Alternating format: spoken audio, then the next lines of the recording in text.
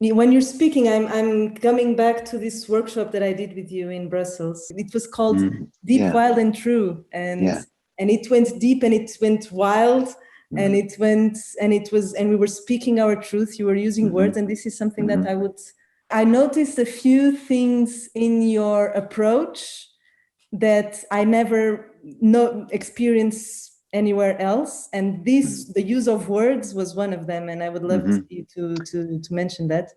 So there's a story behind the words thing, which is that in my somewhat ragged personal life story of children and women and a very difficult breakup that I went through, that kind of began 7 years ago, began breaking up. And in that breakup, I took a real tough look in the mirror. I got some help. I got some help from someone who was really strong, and I said, "Don't let me get away with anything." And I was kind of grabbed by the scruff of my neck and shoved in the mirror as I had asked for. And what I saw when I really looked at myself and why this relationship was breaking up, I had to ask myself, how come I didn't see this stuff in all these years of diligent movement practice, day by day, showing up, doing my practice at home, God knows how many workshops, trainings. How come I didn't see this? How did this practice let me get away with this?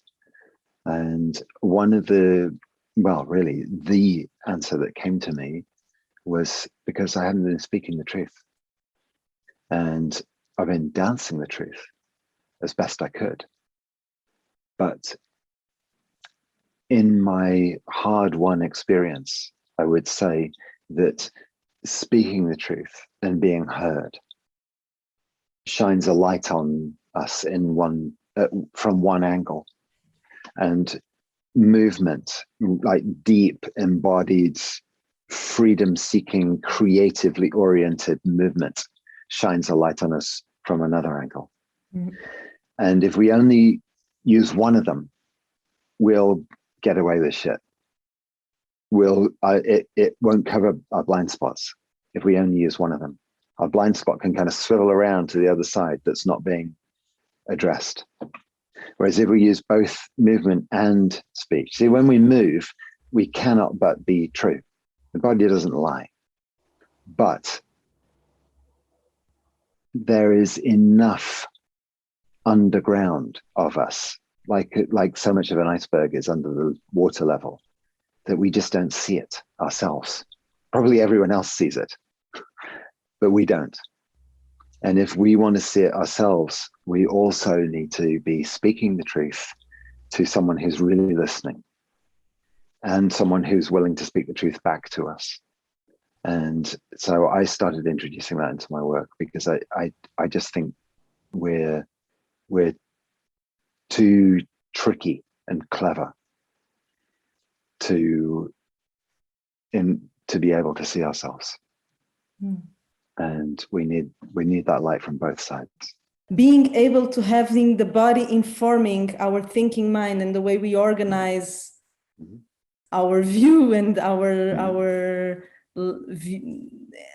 our life and the way we perceive things and we understand things is for sure something that I was missing from embodiment practices.